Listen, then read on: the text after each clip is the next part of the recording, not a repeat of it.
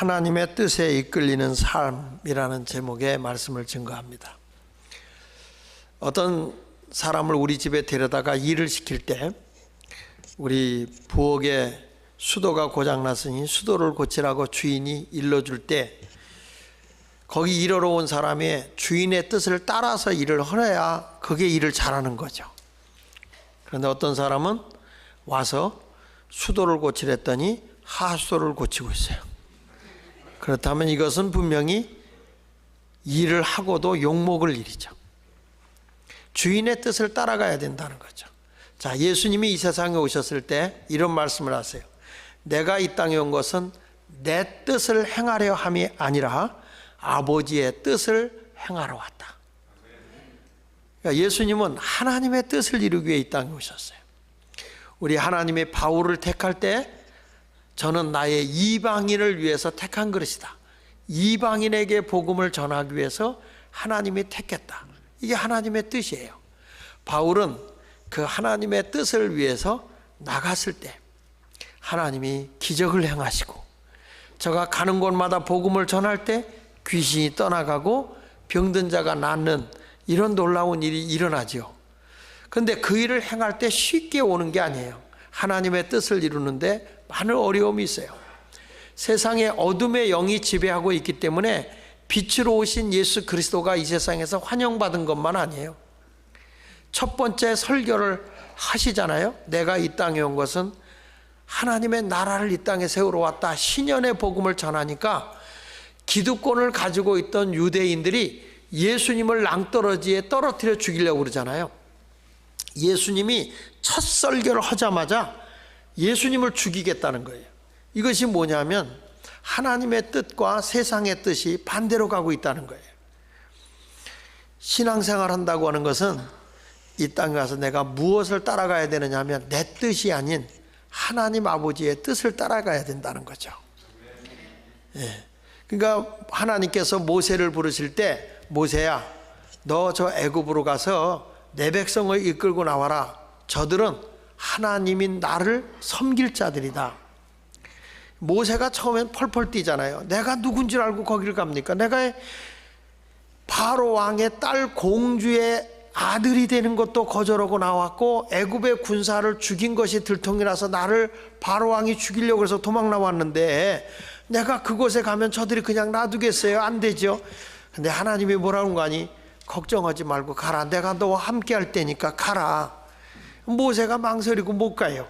하나님께서 모세야 네 손에 든 지팡이를 한번 던져볼래? 그 지팡이를 던지니까 큰 뱀이 되잖아요. 한국 사람들 같으면 그 뱀을 잡으려고 대듭니다. 왜냐하면 이거 잡아다 팔면 돈이 되니까. 모세는 무서워서 뒤로 도망갔더니 뱀의 꼬리를 잡아라. 뱀의 꼬리를 잡으니 다시 지팡이가 돼요. 봐라, 네가 가지고 있는 지팡이도 내가 쓰면 뱀이 될 수도 있고 지팡이가 될 수도 있어. 그러니 가라. 모세가 망설이죠. 내 손을 품에 넣어봐. 넣다 빼니까 나병이 걸렸어요. 문둥이 손이 됐어요. 얼마나 놀랐을까요? 그런데 다시 집어넣어봐라. 그러니까 다시 집어넣었더니 빼보니까 성한 손이 됐다는 거예요. 자, 봐, 네 손도 네 게 아니야. 내가 함께 할 테니까 가. 모세가 묻는 거 아니에요. 하나님, 나는 말에 능력이 없어요. 저는 말재주가 없어서 못 가요. 자꾸 핑계 대잖아요. 하나님이 모세야, 누가 입을 만들고 벙어리를 만들고 눈을 만들었느냐? 내가 너의 입과 함께 할 테니 가라. 난 못 가요. 근데 사도행전 7장에 보면 모세는 말과 재능이 능한 자였다 그랬어요. 그럼에도 불구하고 안 한다고 못 한다고 빼는 거예요. 그래서 할 수 없이 하나님이 대변인을 세우죠. 그게 누구냐면 아론이야. 하나님이 강권하니까 호렙산 가시떨기나무에서 불이 붙어요. 그가 그 불을 보러 갔다가 내가 선 땅은 거룩한 땅이니 내 신을 벗어라. 그래서 하나님의 부르심을 받고 그가 갑니다. 이때 호렙산에 붙은 이 불을 저는 움직일 동자 힘력자, 모세를 움직이게 한 동력의 불이다. 모세가 그 성령의 힘을 입고 결국에는 애굽으로 가잖아요. 애굽으로 가는 것이 모세의 뜻입니까? 하나님의 뜻입니까? 하나님의 뜻이죠. 가서 모세가 담대하게 얘기해. 자기 말 주변 없어서 말 못한다고 했던 모세가 성경 읽어보면 알듯이 다 모세가 말하지 아론이 말한 적이 없어요. 아론은 기껏이 지팡이 들고 다닌 것밖에 없어. 모세가 가서 얘기를 합니다. 내 백성을 내놓으란다. 하나님이 저들은 하나님을 섬길 자다. 바로왕에 안 내놔요. 모세가 던진 메시지는 하나님의 뜻입니다. 믿습니까? 절대 모세의 의지로 말한 거 아니에요. 내보내라. 안 내보내. 그러니까 하나님이 그때부터 재앙을 내리는 거예요. 10가지 재앙을 내려서 결국에 바로왕을 굴복시키고 이스라엘 백성을 내보내요. 이스라엘 백성을 이끌고 가나안 땅을 가는 것은 모세의 의지가 아니고 모세의 뜻이 아니고 하나님의 뜻이었어요. 그러니까 가는 길마다 하나님이 홍해도 갈라요. 구름기둥 불기둥으로 인도해요. 양식이 없는 그들에게 만나를 내리세요. 고기가 먹고 싶다니까 메추라기 새 떼를 갖다 줘요. 저는 성경을 읽으면서 하나님의 뜻을 따라가면 무엇을 먹을까 입을까 마실까 걱정하지 않아도 된다. 다 누가 책임져 주느냐? 하나님 아버지가 책임져 주더라. 에이, 우리가 뭐 그렇게만 한다고 되나? 그거는 네가 복음 1장 1절. 하나님의 뜻대로 살면 이루어 주는 건 분명히 성경이에요.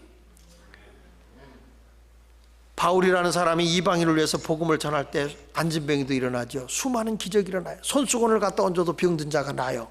모세의 능력이 바울의 능력이 위대해서가 아니라 하나님의 뜻을 따라가니까 우리 주님이 일하세요. 우리 인생도 마찬가지예요. 내가 노력해서 세상의 모든 일이 되어지는 게 아니라 하나님 아버지의 뜻을 따라 생활하게 되면 하나님이 그 일을 이루시는 거예요. 한국에 책이 나와 있는데 비서같이 하라라는 책이 있어요. 비서같이 하라.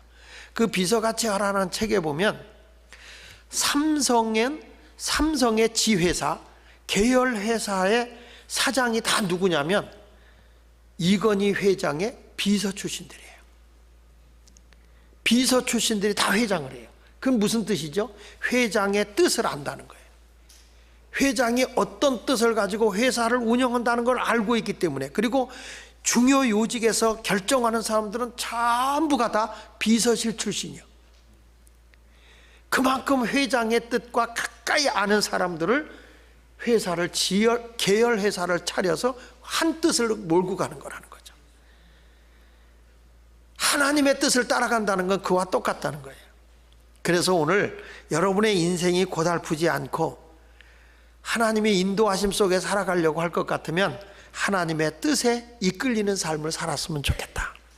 자, 그러면 하나님의 뜻에 이끌리는 삶이 어떤 삶이냐? 오늘 본문에 보니까 첫째로 항상 기뻐하라.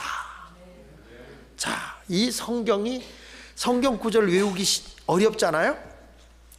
근데 요거처럼 짧은 게 없어요. 데살로니가전서 5장 16절 한 절이야. 항상 기뻐해라. 17절 쉬지 말고 기도해라. 18절 범사에 감사하라. 이는 그리스도 예수 안에서 너희를 향하신 하나님의 뜻이다. 이 속에 담겨있는 뜻은요, 어마어마한 뜻이 담겨 있어요. 그래서 저는 오늘 이 말씀을 통해서 우리 새생명교회가 하나님의 뜻에 이끌려 가는 삶을 살았으면 좋겠어요. 첫째로 항상 기뻐하라. 어떤 사람은 교회를 다닐 때 이래요. 우리 교회 다녀봐도 재미가 없어. 이런 얘기를 해요. 이 재미와 기쁨은 달라요. 재미는 뭐냐면, 재미는 자기의 육적인 만족을 추구하는 게 재미예요. 아이들이 오락게임을 해요. 컴퓨터를 가지고 오락게임을 해요. 재밌어서 해요? 기뻐서 해요? 재밌어요. 그 재미는 뭐냐면 외적인 감각적인 거예요. 그래서 중독을 갖다 줘요. 결국에 재미는 사람을 파괴시켜요. 그 재미로 신앙생활하면 안 돼요. 우리 교회에서 장로님들 오고 목사님들 오고 명절이 되면 윷놀이를 하잖아요. 한국은 그 윷놀이를 하는데 장로님들 팀과 목사님들 팀이 붙은 거예요. 그 장로팀 대 목사팀이 붙었는데 제가 보니까 이게 참 은혜스럽지가 않아. 목사는 장로를 잡아먹으려고 그러고 장로는 목사님을 잡아먹으려고 그러고. 그래서 이게 참 윷놀이 자체가 자꾸 남을 잡아먹는 거라 이게 좋은 게 아니다. 그래서 제가 장로님한테 제안을 했어요. 장로님, 우리 오늘 윷놀이를 하는데 우리 좀 바꿔서 합시다. 어떻게 할까요?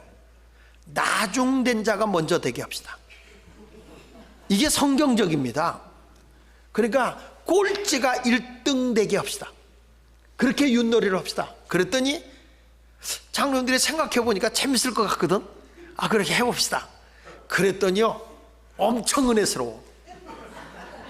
절대 남의 걸 안 잡아먹으려고 그래. 왜냐하면 내가 꼴찌로 가야 그게 1등이 되니까, 1등이니까 그냥 남이 잘 되기를 그렇게 바라는 거야. 빨리 가라고, 빨리 가라고. 그리고 윷을 놀면 상대방이 잘 나오기를 바라는 거야. 그 사람이 잘 되기를 바라.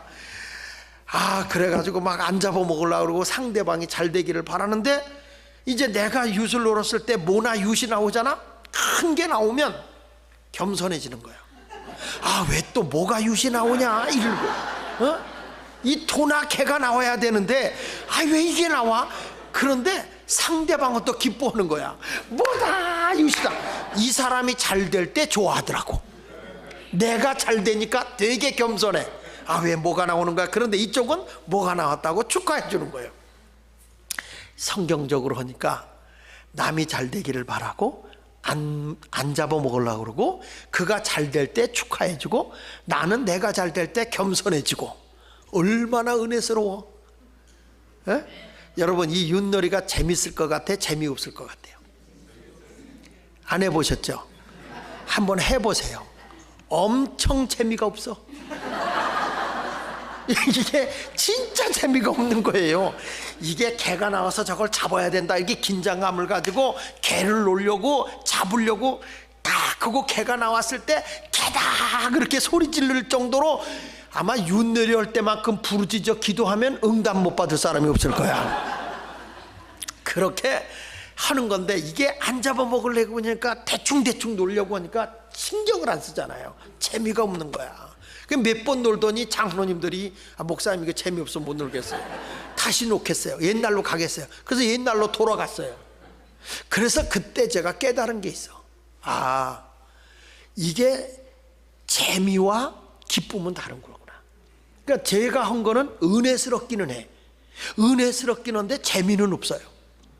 그래서 교회는 은혜스러운 곳이 돼야지 재미있는 곳이 돼서는 안 된다는 거예요. 야, 새생명교회 갔더니 참 은혜되더라 이래야지. 새생명교회 갔더니 되게 재밌어. 이건 세상적인 거예요. 재미있어서 교회 다니는 게 아니라 은혜스러워야 돼. 목사님들이 재밌어서 설교 듣는다, 그건 아니에요.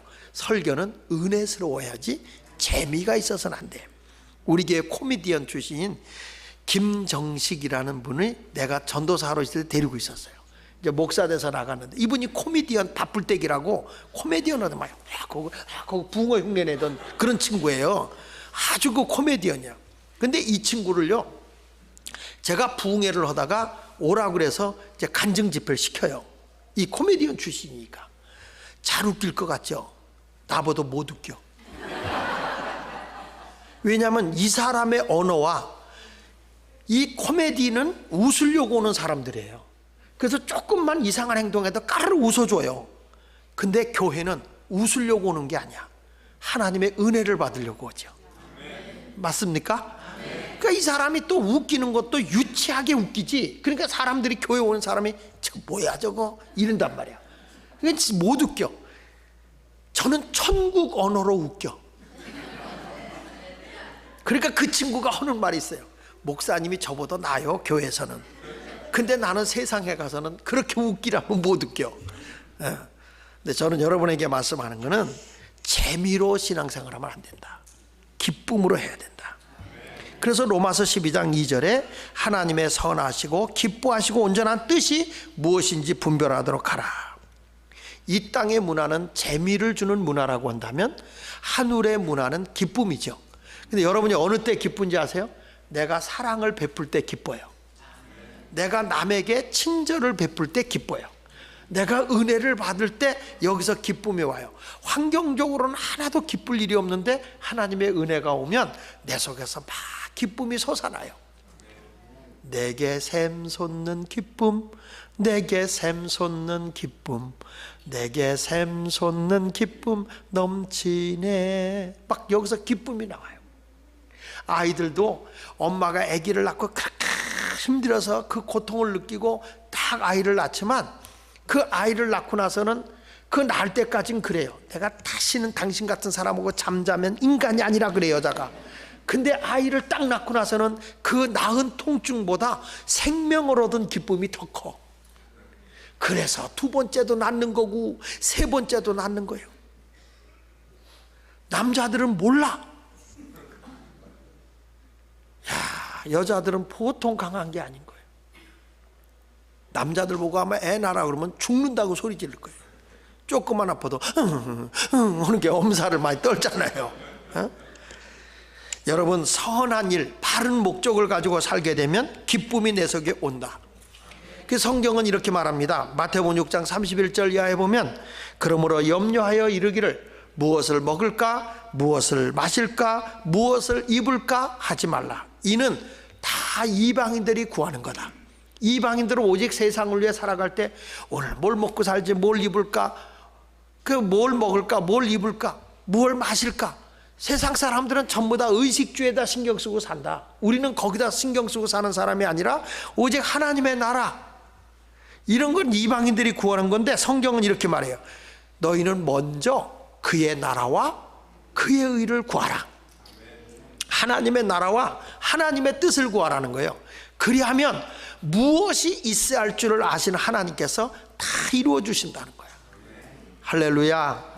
무엇이 있어야 할 줄을 아시는 하나님이 다 이루신다. 그러니까 우리는 무엇을 먹을까, 입을까, 마실까를 생각하는 게 아니라 어떤 것이 하나님 나라를 위한 일이지, 무엇이 하나님 앞에서 내가 올바른 뜻을 따라가는 것이지, 이걸 생각하라. 그러면 너희가 아무것도 걱정하지 않아도 내가 필요한 거 준다는 거예요. 보십시오. 제가 여기 오기 전에 그 12월 달이요. 12월 크리스마스 전에 세브란스 병원에 의사와 간호사들 모아놓고 집회를 했어요. 근데 의사 선생님들을 앉혀놓고 이렇게 하는데 재밌는 얘기해도 의사 선생님들 절대 안 웃어요. 좀 웃어도 그리고 끝나버려요. 그런데 의사 선생님들이 그랬어. 선생님들의 얼굴을 보는 순간 환자들이 더 중병을 알겠다. 다 환자를 보면서 웃으면서 더 좋아졌어요. 이런 말을 해. 안 좋아져도 좋아졌네요. 이렇게 해야지. 심각한 얼굴 가지고 가서 왜 이러지? 이 사람은 죽을 병 걸린다. 그래서 옛날부터 웃는 얼굴에 뭐 이렇게 침을 뱉어요. 웃는 얼굴에 행복이 온다고요. 얼마나 남에게 침이 뱉었으면 웃는 얼굴에 침 뱉는다 그래. 웃는 얼굴에 행복이 와요. 사람이 옛날부터 말 한마디에 용기를 얻어. 뭘 빚갚아요? 빚갚기는 말 한마디에 사람이 용기를 얻어요. 근데 사람이 하나님 앞에서 그냥 우리가 하나님 나라를 위해 살고 하나님의 뜻을 살아가는 사람들이 세상 가치관을 가지고 사니까 기쁨이 없는 거예요. 우리가 하나님의 나라와 하나님의 의를 위해 살아가는 사람은 어떻게 사는 게 하나님의 의냐 그랬을 때 첫째는 정직하게 살아야 되는 거예요. 정직할 때 거기서 기쁨이 오는 거예요. 예수 믿는 사람. 여러분, 내가 거짓말하고 사기쳐가지고 내가 한번 돈을 벌었다, 그게 무슨 기쁨이에요? 하나님의 나라와 하나님의 의를 이룬 건 정직한 거예요. 그래서 이사야 26장 7절에 정직하신 주께서 의인의 첩경을 평탄하게 한다는 거예요. 의인의 길은 정직하다. 의인의 길은 정직하며 정직하신 주께서 의인의 길을 평탄하게 한다. 의인의 삶은 정직이다. 정직하신 하나님이 평탄하게 해준다. 세상 사람들은 뭐라고 그래? 정직하면 망한다네. 그거는 니가복음 8장 4절. 성경은요, 정직하면 평탄하다. 마귀는 거짓의 영이잖아요. 그래서 마귀는 거짓의 압이에요. 마귀는 자꾸 거짓말하게 해요. 그러나 하나님은 진실하신 분이잖아요. 정직하신 분이잖아요. 그래서 주님이 빛이 있으라 하면 빛이 있는 거예요. 윌리엄 셰익스피어는 말하기를 정직한 만큼 풍요로운 유산은 없다. 정직해야 풍요로운 거다. 시편 84편 11절 하반절에 보면 정직하게 행하시는 자에게 좋은 것을 아끼지 아니하시는 하나님이다. 한번 따라해 볼까요? 정직하게 행하는 자에게는 좋은 것을 아끼지 않는 하나님이다. 그러니까 하나님은 정직하게 살면 좋은 걸 그 사람에게 준다는 거예요. 정직하게 하면. 자꾸 사람을 속이려고 하지 마십시오. 시편 97편 11절에도 보니까 마음이 정직한 자를 위하여 기쁨을 뿌리시는 하나님이라 그랬어요. 얼마나 하나님이 좋으신 분이면, 여러분 내가 정직하게 살잖아? 그럼 하나님 막 기쁨을 뿌려준대. 근데 얼굴 보면 여러분은 기쁨이 없어 보여. 근데 예수 믿는 사람은 정직하게 살면 하나님 막 기쁨을 뿌려주니까 늘 기쁘게 살아. 찬송가는 잘 불러대요. 기쁘고 기쁘도다 항상 기쁘도다. 그런데 삶은 항상 안 기뻐. 그러니까 입으로만 기쁘고 기쁘도다 항상 기쁘도다. 그러니까 천사가 화답성을 보내는 거야. 거짓말이야 거짓말이야 이렇게. 시편 112편 2절로 4절에 보면 정직한 자들의 후손에게 복이 있으리로다. 부모가 정직하면 자손들이 복이 있어요. 이렇게 말했어요. 부와 재물이 그의 진에 있으며 그의 공의가 영구히 서 있으리로다. 정직한 자들에게는 흑암 중에 빛이 일어나니 그는 자비롭고 긍휼이 많으며 의로운이다. 할렐루야. 한국에서 요즘에 참 뜨고 있는 분이 있어요. 그분이 누구냐면 함영준 회장이라고 그래요. 근데 그 함영준 회장이 누구냐면 그 아버지가 함태호 씨예요. 함태호. 이분들이 뭘 하냐면 오뚜기 식품 회장님이에요. 오뚜기 식품. 근데 이 함태호 회장님이 하루는 명동에서 김석봉이라는 사람이 석봉 토스터를 이렇게 조그만 데다가 이렇게 이동식 그 뭐라고 그래야 되나 그 가게를 낸 거예요. 이동식 가게에다가 이 사람이 토스트를 명동에서 팔아가지고 매일 아침마다 100명의 노숙인들에게 토스트를 구워주는 거예요. 그래서 이 함태호 회장이 찾아가서 자네는 어느 식품을 쓰는가 그랬더니 얘가 저는 오뚜기 식품을 씁니다. 그랬더니 그런가? 그러면 내가 자네보다, 회장이라는 말은 안 하고 내가 자네보다 잘 사니까 이 노숙인들을 위해서 자재를 내가 당신 일어날 때까지 대줄게. 그래서 함태호 회장이 그걸 대줘요. 그게 유명한 석봉 토스트예요. 근데 이분이 그렇게 선한 일도 하는데 이제 함태호 회장이 그걸 그만두면서 아들 함영준 아들에게 이 회사를 넘겨주는데 상속세가 50%예요. 50%. 50%면 우리나라 돈으로 이 사람이 3천억을 넘겨줬으니까 우리나라 돈으로는 1,500억이 상속세를 내는 거. 1,500억이면 여기로 얼마 되는 거예요?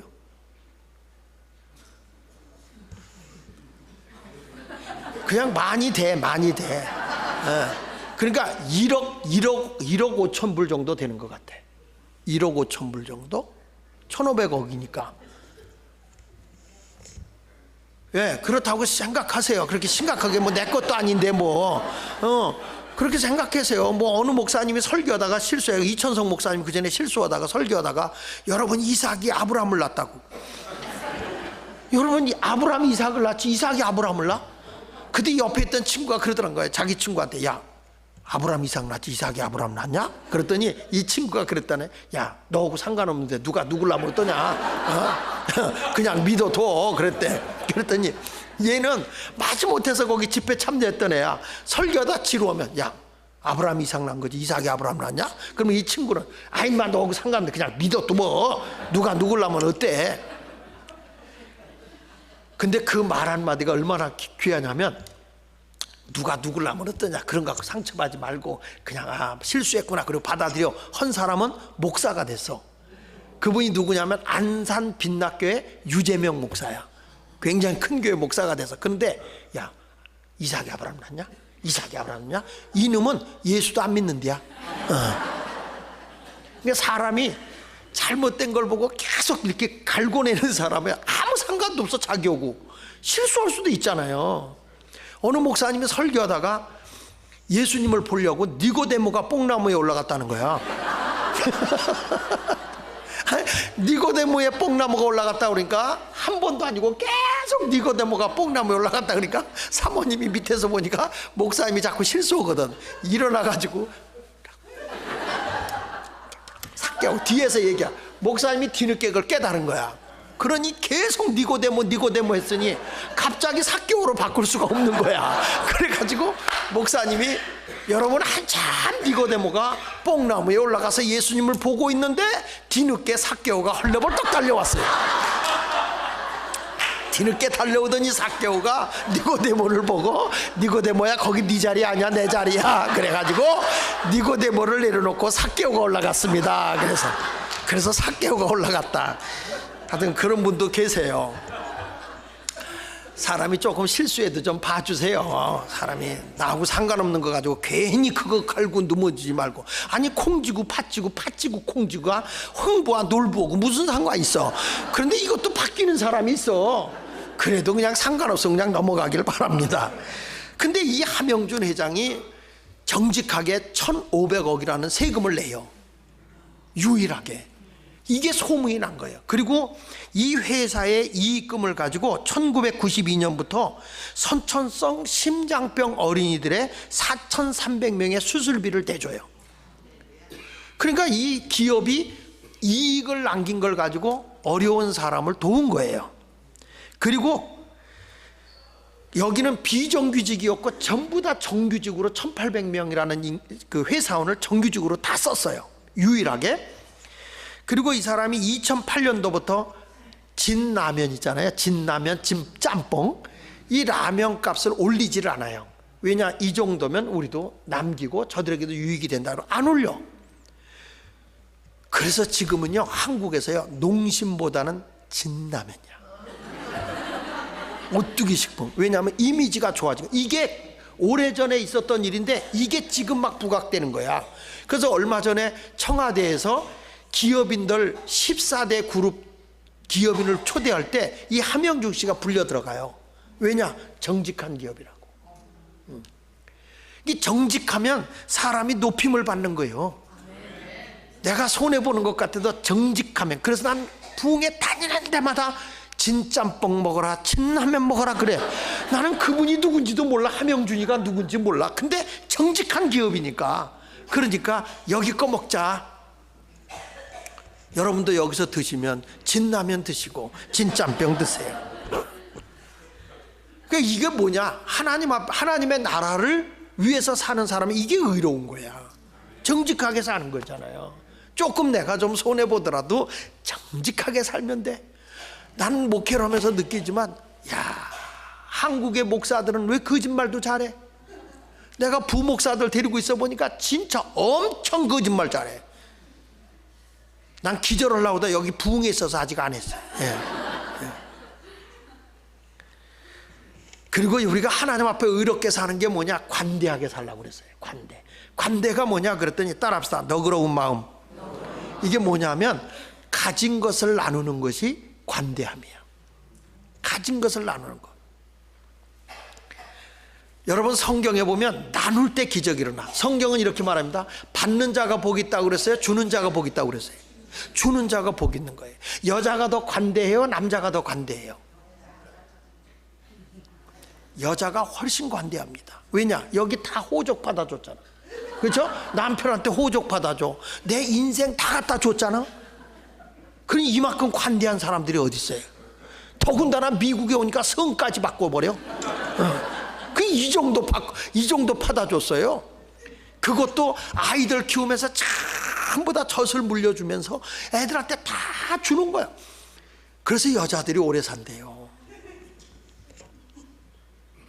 남자분들은요 얼마나 이기적인지 아세요? 성냥불을 긁을 때 남한테 이렇게 그으면 자기한테 불똥 킬까봐 바깥으로 켜. 항상 이렇게.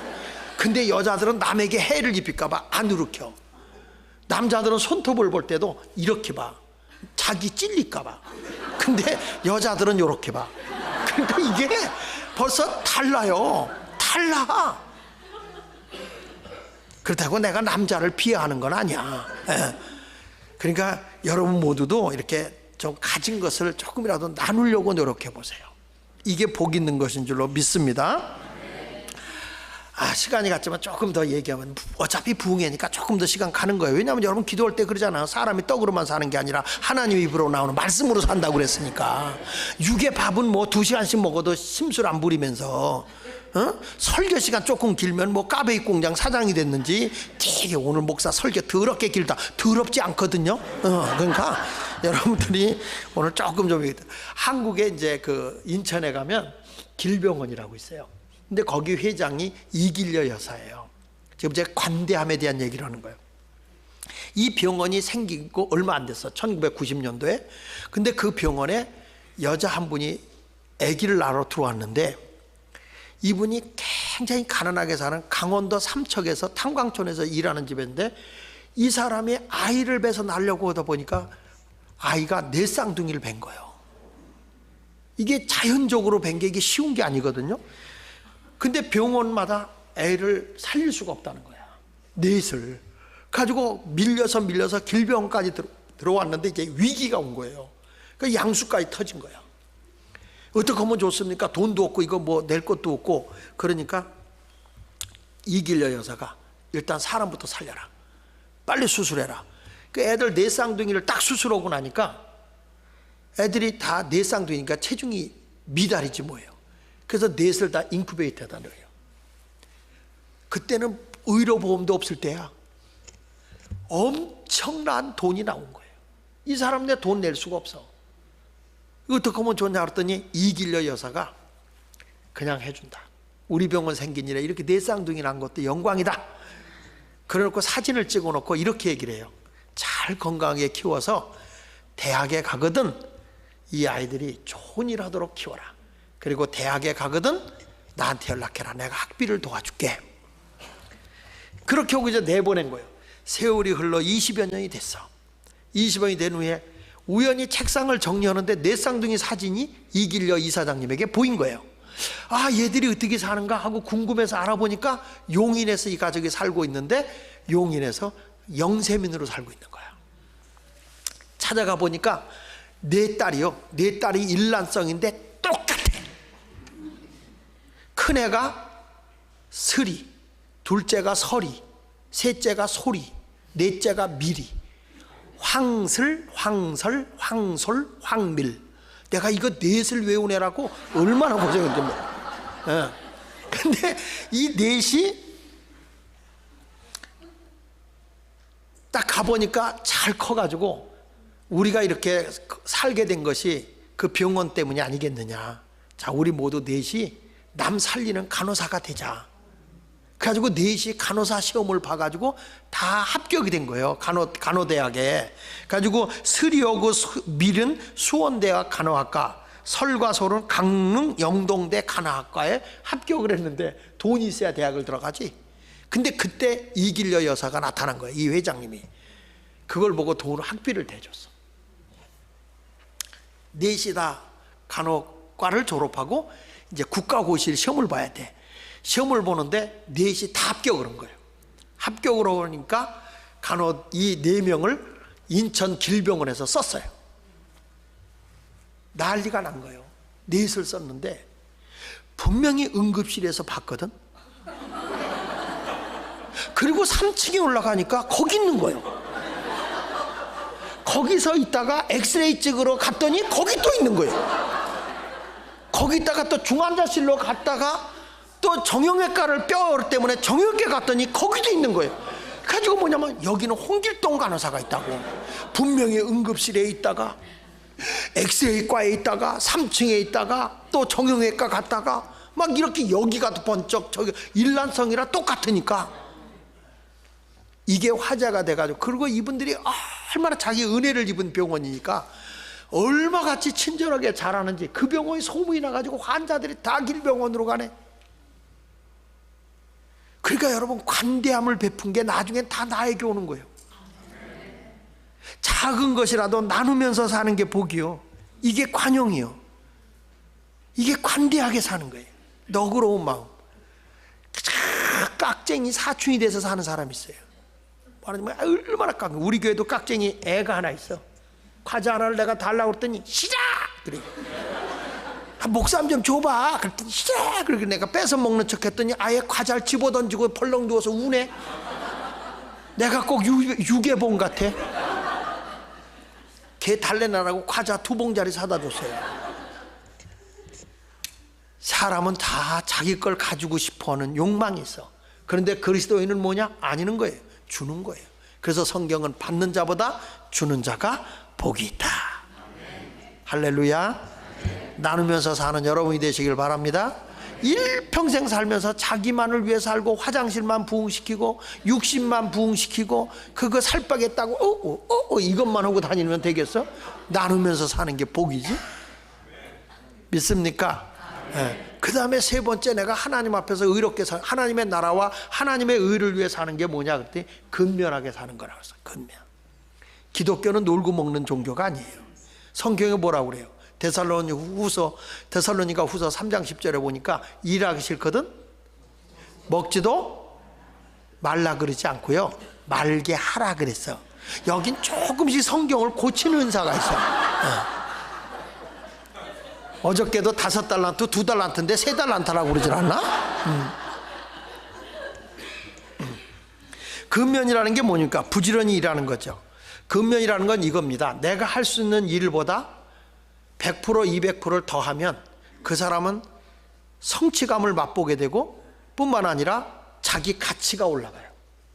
근데 여러분, 어떤 사람, 내가 사람을 쓰는데 그 사람은 굉장히 똑똑해. 똑똑한데 요령만 피고 일을 안 해.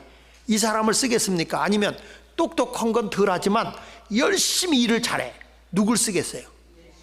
열심히 일하는 사람 쓰지요. 똑똑한 거 아니죠. 그러니까 사람이요, 근면한 사람은 뭔가 이루어내요. 그러니까 대한민국의 경제를 일으킨 이유 중에 하나가, 지금은 국가가 잘못 생각하지만 박정희 대통령이 위대했던 게 뭔지 아세요? 처음에 우리나라 기업을 딱 키우려고 할 때 이 기업가를 불러요. 불러놓고 너 이번에 배를 만들어봐. 그 배를 만들기 위해서는 조선소를 만들어야 되잖아. 조선소가 어디 있습니까? 네가 한번 차관을 빌려다 배를 만들고 한번 팔아봐. 이 박정희 대통령은요, 만드는 데 목적을 둔 게 아니라 장사꾼들을 불러놓고 파는 걸 먼저 시켜봤어요. 그래서 파는 것을 만들어 놓고 공장을 세우게 한 거예요. 그래서 어떤 일이 있냐, 영국에 가요. 영국에 가서 정주영 회장이 이런 얘기합니다. 차관 좀 빌려달라. 우리가 여기다 조선업을 세우겠다. 그래, 조선소를 세우겠다. 그러니까 백사장을 갖다 놓고, 아니 조선소를 세우면 뭐냐, 누가 니들한테 배 만들라고 주겠냐, 그거 안 된다. 그런 거 영국에서. 그러니까 이 정주영 회장이, 그러면 내가 배 주문을 받아오면 차관 빌려줄래? 그랬더니 빌려주겠다. 그래가지고 그리스로 건너가. 그리스로 건너가서 우리가 조선소를 지려고 하니까 배 발주 좀 시켜달라. 그러니까 이 그리스에서 선박왕 오나시스가 기가 막힌 거예요. 아니 조선소도 없는데 어떻게 배를 발주시키냐. 너희 기간 내로 만들어주면 될 거 아니냐. 야, 일본은 이미 있는데 거기다 부탁하지 왜 너희한테 부탁하냐. 그랬더니 정주영 씨가 500원짜리 한국 딱 보여주면서, 거북선을 보여주면서, 우리가 일본보다 훨씬 배를 먼저 만들었다. 일본 배를 우리가 다 물리쳤다. 우리가 훨씬 잘 만든다. 우리 배 만드는 것만 만들어 놓으면 너희들도 깜짝 놀라게 배를 만들어 줄 거다. 그리고 500원짜리 거북선을 보여준 거예요. 대단하잖아요. 그래서 그 사람이 배 2척을 발주해. 그러면 이때까지 만들어줘라. 그걸 가지고 영국에 가서 돈을 얻어와. 그래서 세운 게 현대조선이에요. 그러니까 이 사람은 배를 만들어 놓고 배를 주문 받으러 간 게 아니라 주문 받으러 놓고 공장을 만든 거예요. 그러니까 한국이 잘 된 이유는 이렇게 파는 거예요. 그러니까 다른 데도 자동차 만드는 나라도 많고요, 배 만드는 나라도 많아. 그런데 우리나라가 이렇게 일어날 수 있는 것은 먼저 파는 것부터 뚫어놓고 했단 말이야. 왜 얼굴들이 갑자기 심란하지? 그러니까 이게 뭐냐면, 근면한 사람은 가만히 못 있어. 도전 정신이죠. 다시 말씀드리지만 우리는 이제 나이가 들어서 끝났다 이러지 마세요. 여러분 70에 은퇴하고 90, 100살 살 줄 누가 알았냐고. 인생이 지금 100이고 유엔에서 발표된 2030년 정도 되면 유엔에서는 사람의 평균 수명이 130세래요. 전혀 안 놀래네 이 동네는. 예. 2050년 정도 되면 150세를 산다는 거야. 이제는 사람을 바이오 테크놀로지 생명공학이 발전하기 때문에 아픈 것이 없도록 다 남겨놓고, 이번에 세브란스 병원에서는요 그 나노공학으로다 이에다가 뭘 이렇게 좀 비싸서 그런데 투약하면 이가 난다니까. 이가 다시 나온다는 거예요. 사람을 다시 재생한다는 거예요. 다 바꿔 끼는 거예요. 이제는 자동차 보링하듯이 우리 사람의 몸을 보링한다는 거예요. 세상이 요지경이요. 그래서 한국에서 노래가 있어요. 저승사자가 날 잡으러 오거든. 내가 알아갈 테니 가만히 있으라고 해라. 이런 노래도 있어요. 백세 인생이라고 그래가지고. 그래서 요즘에 한국에서 옛날엔 60대면 한갑잔치 했잖아요. 지금 한갑하면 욕을 파가지로 먹어. 애가 무슨 한갑잔치냐고. 애가 칠순잔치도 안 하는데. 여러분 인생이 어느 분이 말한 것처럼 내가 은퇴하고 90을 더 살 줄 알았어, 20년을 더 살 줄 알았으면 내가 이렇게 가만히 놀지 않았다는 거예요. 뭔가 내가 일을 하지. 앞으로도 얼마나 살지를 모르니까 열심히 사세요. 내가 얘기했잖아요. 메가더한 얘기. 나이 먹는 게 늙는 게 아니라 꿈을 잃어버리는 게 늙는 거라고. 젊게 사세요. 내가 보기 다 젊었어. 다 젊으셨어요. 우리 아들도 그래요. 아버지는 은퇴 준비해야지. 뭘 벌써부터 이렇게 싸돌아다니고 바쁘냐 그러길래 나 아직 은퇴하려면 멀었어. 주님이 오라 그러면 은퇴야.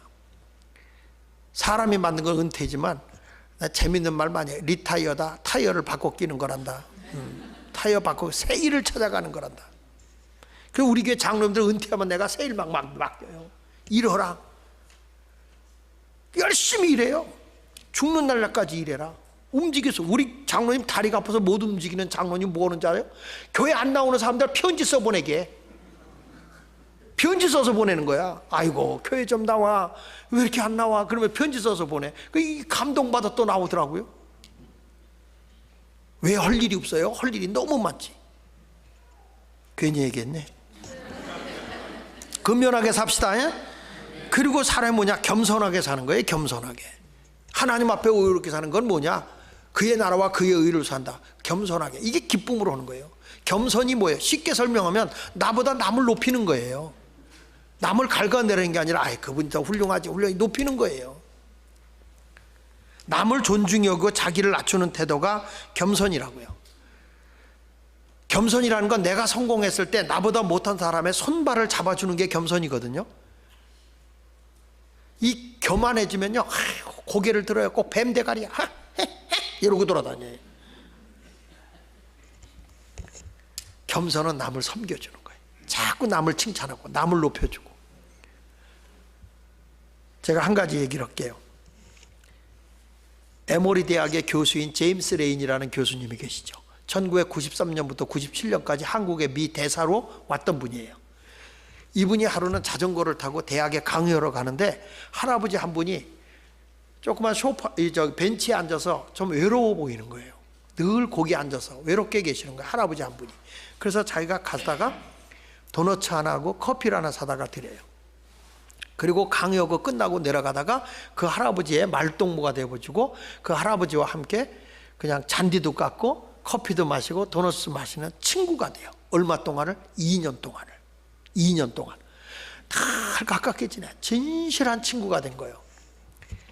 2년 후에 가보니까 안 계셔. 어떻게 된 것 같더니 돌아가신 거예요. 그 장례식장에 갔어요.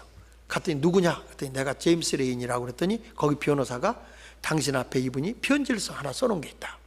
가지고 편지를 보여주는데 뭐라고 얘기냐면 제임스 레인이 그동안 고마웠어. 2년 동안 당신은 나의 진정한 벗이었어.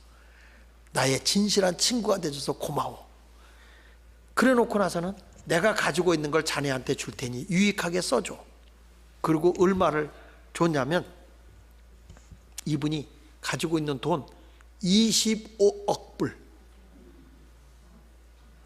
너무 커서 기가 차죠? 어? 한국 돈으로는 3조요, 3조. 25억 불을 그분에게 드려. 그리고 코카콜라 주식 5%를 줘요. 실화입니다, 실화. 누군가 하고 봤더니 이분이 나중에 알고 보니까 코카콜라 창업자 로버트 우드러프라는 분이었어요. 이분이 깜짝 놀란 게 이 사람이 자기가 그런 회장직으로 있으면서도 첫 번째 이렇게 검소하게 사는 거 처음 봤고, 두 번째는 자기가 부유한 사람 뭐하는 사람 한 번도 얘기한 적이 없는 거에 놀랬고, 세 번째 가서는 아무 상관도 없는 사람에게 엄청난 돈을 주는 거예요. 놀랬다는 거예요. 그래서 이 제임스 레인이라는 사람이 그걸 받아서 에모리 대학에다 다 기부를 해요. 그래서 에모리 대학이 남부의 하버드가 됐다고 얘기하는 거 아닙니까? 제가 작년 11월 달에 그 대학을 들어갔다 나오지 않았습니까? 지금도 거기 가보니까 돈 있는 사람들이 학생들 키우라고 빌딩을 자기 이름으로 지어놓더라고요. 학교 이렇게 크게 빌딩 하나 지어놔서 거기가 학교 수업할 수 있도록 자기 이름으로 빌딩을 지어서 기부하더라고요. 그게 다 누구한테 배운 거냐? 우드러프가 준 그 돈을 가지고 기부했던 제임스 레이니. 그래서 제임스 레이니를 기부 천사라고 얘기하잖아요. 이게 무슨 얘기냐? 여러분, 겸손함이, 자기가 그 외로운 할아버지 한 분을 겸손히 섬겼더니 25억 불이 생겼어. 돈을 보고 한 건 아니지만 겸손이 그 정도 힘이 있다는 거예요. 여러분, 이게 하나님의 나라인 거예요. 그러니까 막 교회 와서 은혜 받았다고 막 맷돌 기도하면서 주여 하나님 은혜 주심을 감사합니다, 이게 아니야. 교회 와서는 막 열심히 하는데 나가서 하나하나 하면 삶이 전혀 그렇게 되질 않아요. 저는 우리 교회가 마을이 교회고 교회가 마을이다 그래서 지역을 섬기는 거예요. 지역을 섬겨 지연을 돌보고 노인들 돌보고 가출한 청소년들 돌보고, 그러다 보니까 학교도 세우게 되고, 그러다 보니까 무료 한방 치료도 해주게 되고, 무료로 다 노인들 이렇게 반찬도 해다가 이렇게. 근데 내가 보니까 우리 동네 할머니 할아버지는요 우리 집보다 더 잘 먹어. 우리가 그렇게 맛있게 해다 줘요. 저희 교회 외국에서 탐방도 많이 와요. 왜 그러냐? 우리 교회는 교회를 보려면 동네를 돌아다녀야 우리 교회를 보는 거예요. 마을이 교회고 교회가 마을이에요. 서울역에 노숙인 센터 850명 노숙인도 돌보고 있잖아요. 교회가 뭐 우리끼리만 앉아가지고 나 같은 잡놈이 용서 안 받아서 조합할 때 이게 교회가 아니라고요. 세상에 빛이 되고 세상에 소금이 돼야 되는 거죠. 나는 우리 교회 어른들 할머니들 할아버지들 그 찌렁내나게 돈고 붙여놓지 말고 다 내놓으라. 왜? 써야 하나님 나라에 큰 상급이 주어지니까 내놔라. 그럼 난 가슴이 막 끓어올라. 찬송가도 있잖아. 불타는 이 가슴을 알아주세요, 말 못하는 이 심정을 알아주세요, 막 그러면서 막 열정이 끓어올라. 여러분, 이게 기쁨인 거 아닙니까? 주를 위해서 산다는 게 뭐 그냥 깨르르 웃고 끝나는 게 기쁨이에요? 여기서 하나님 나라를 위해서 하나님의 의를 위해 살면 여기서부터 내 쪽으로 흘러나오는 기쁨이야. 교회는 재미로 하는 게 아니야. 은혜로 기쁨으로 오는 거죠. 그러면 여러분들이 사명이 있으니까 건강도 하나님이 더 주는 거예요. 우리가 잘 아는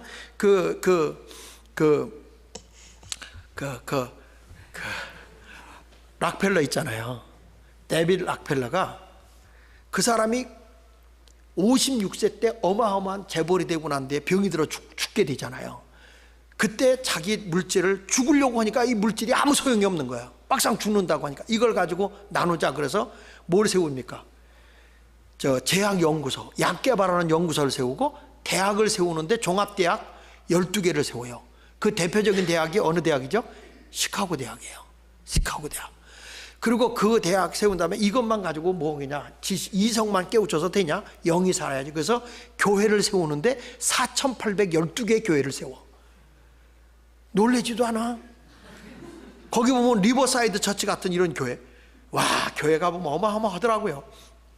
이런 교회당을 세우고, 그리고 나서 이거 갖고 안 된다. 뭘 하냐? 그래가지고 가난한 사람들의 수돗물 값을 우리가 대자. 그래서 수돗물을 공짜로, 뉴욕의 수돗물 값은 안 내잖아요. 뉴욕은 어디서 되느냐? 지금도 록펠러 재단에서 돼요. 그러니까 뉴욕은 수돗물 값이 없어요. 그러니까 여러분 뉴욕 가면 맘 놓고 드세요. 어디서 되느냐? 록펠러 재단에서 되는 거예요. 그 록펠러가 그때 56살에 죽는다고 하던 사람이 이렇게 나누면서부터 98세까지 살았어. 그 당시에. 그래 지금 여러분이 그렇게 살아보세요. 189세에 살지. 네. 그러니까 우리가 나눌 때 하나님의 복이 오는 거예요. 이게 기쁨이에요. 이게 기쁨. 여러분 받을 때가 기뻐, 줄 때가 기뻐. 줄 때가 기뻐. 지금 우리 집사람 신이 났어요. 우리 손녀딸들이 전화가서 뭐 라품젤인가 뭔가 그거 한국에 그 인형극 있어. 여기는 거 그거 옷 사오라고 그랬는데 지 엄마 제 할머니 보고 그거 사다 달라고 이 손녀딸들이 얘기한 거예요. 그거 어저께 샀어. 지 할머니가 사고 나더니 지 할머니가 카톡으로 찍어서 보내니까 애들이 할머니 만세하는데 우리 집사람은 왜 이렇게 하루가 안 가냐. 빨리 그거 갖다 주고 싶어서 죄송하지만 환장을 했어 지금. 야, 주면서도 기뻐. 사랑하는 자를 위해서는 주면서도 기뻐. 내가 주를 위해서 살면 이런 기쁨이 있어야 되는 거야. 그래서 성경을 말하는 거예요. 항상 기뻐해라. 아멘. 그 끌리는 사람은 1%가 다르다라는 책이 있어요. 끌리는 사람은 그 책에서 직장에서 1위가 누구냐? 유머 있는 남자. 직장에서 인기 있는 1위 여자가 누구냐? 잘 웃는 여자. 그러니까 웃기지 못할 바에야 웃기라도 해. 네. 이건 웃기지도 못하고 웃지도 않아. 이 심각한 거예요 이게. 여러분 웃는 게 뭐 힘들어. 입만 귀 있는 대로 땡기면 웃는 건데. 어? 사람이요 막 소리내서 웃잖아. 사람이 이렇게 웃을 때 내 몸에서 뭐가 나오느냐? 엔돌핀이 나온다는 거야. 그리고 NKC, 내추럴 킬러 셀이라는 자연 살인세포가 내 몸에서 나와서 암세포라든지 나쁜 병균세포를 없애버린다는 거예요.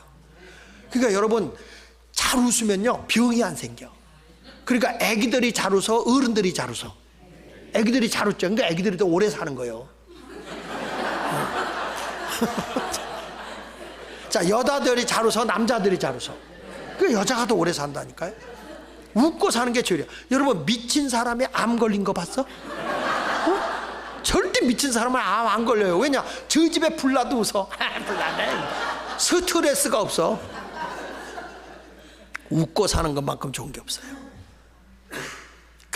웃잖아. 사람이 막 눈물 흘리도록 웃으면요 사람의 몸에 그 엔돌핀이 나와서 아픔을 없애준다는 거야. 진통제 노릇을 한다는 거예요.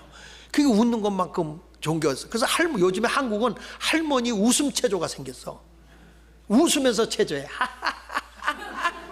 아이고 내가 오늘 미쳤나 보다. 내가 오늘 이렇게 사람이 웃으면요 복이 오는 거예요. 스탠포드대 윌리엄 프라이 박사가 그런 얘기했어요. 조사 결과 6세 정도의 유치원생들은 하루 평균 300번 정도를 웃고 성인들은 15번 정도 웃는다는 겁니다. 그러니까 걱정과 스트레스 때문에 어른들이 못 웃는다는 거예요. 근데 우리가 막 내적으로 흘러나오는 기쁨을 가지고 살게 되면 오늘부터 여러분 관절염도 없어진다니까. 이게 심리학자 의학적으로 증명된 게 관절염이 되게 류마티스 관절염이 어떤 사람에게 생기냐면 미움이 많은 사람, 증오와 미움이 많은 사람이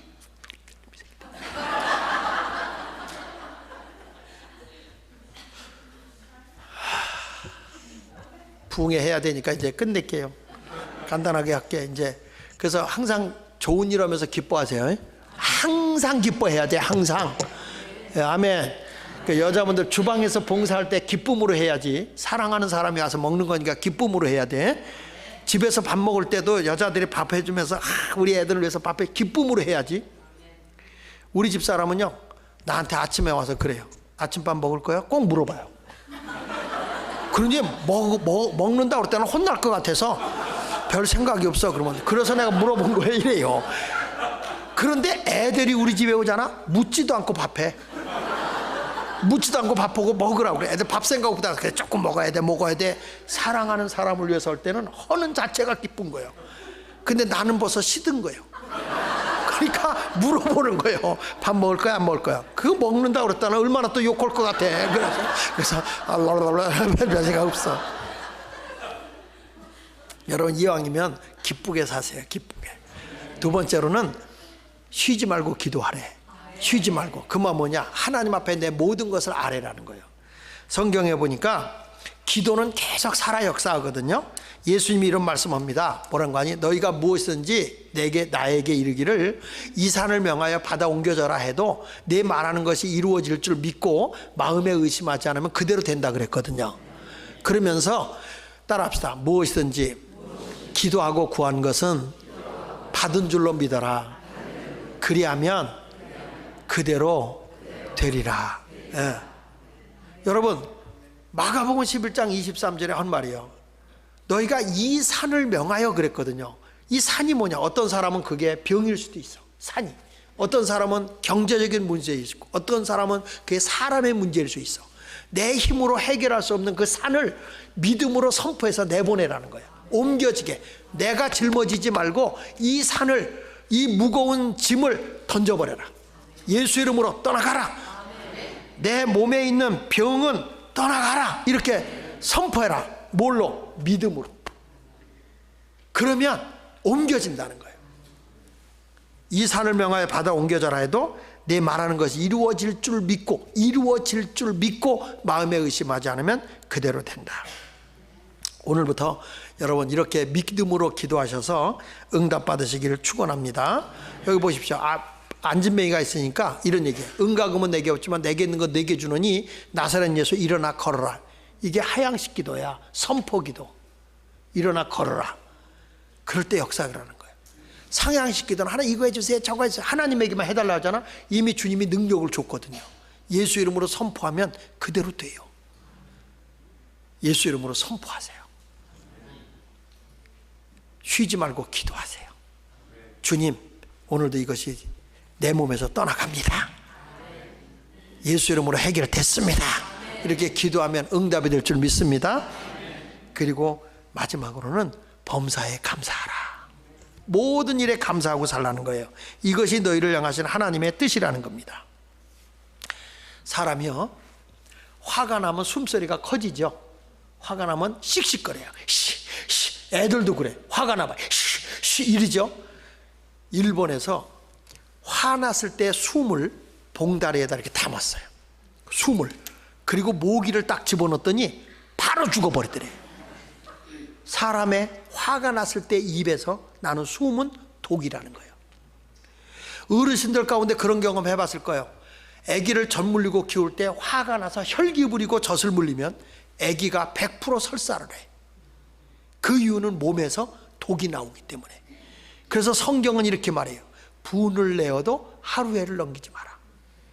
왜냐? 독이 내 몸에 저장되어 있기 때문에 병이 오거든요. 오늘 여러분 미워하는 사람 있잖아? 빨리 지워. 여기다 품고 있지 말고. 찬송가도 있어. 미워도 다시 한번.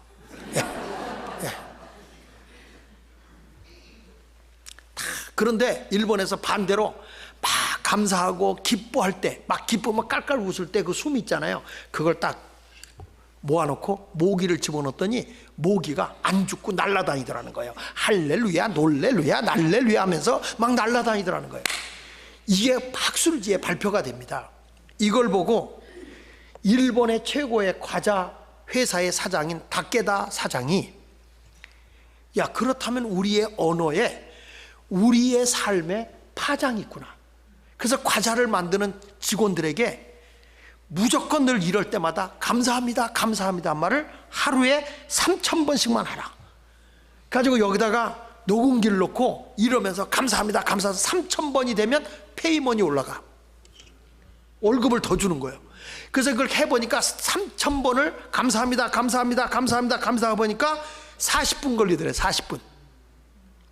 여러분 이렇게 과자에다가 감사합니다, 감사합니다 하고 파장을 넣었더니 이 과자가 갑자기 폭풍 인기가 있어버린 거예요.